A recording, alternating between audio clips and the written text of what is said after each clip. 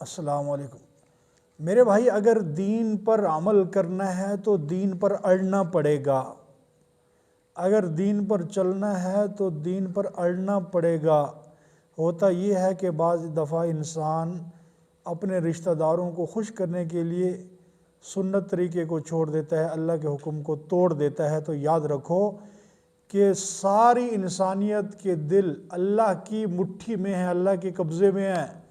تو جو انسان اللہ کو راضی کرتا ہے، بندوں کو چھوڑ دیتا ہے، اللہ جل شانہ ایک وقت وہ لاتے ہیں کہ وہی بندے اس کے اوپر راضی ہو جاتے ہیں۔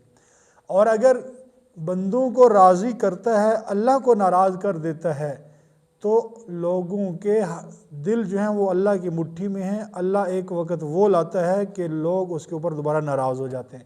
اس لیے اگر دین پر چلنا ہے تو لوگوں کو پیچھے رکھ کے اللہ کے حکم کو آگے رکھیں گے، پھر انشاءاللہ کامیاب و کامران ہے۔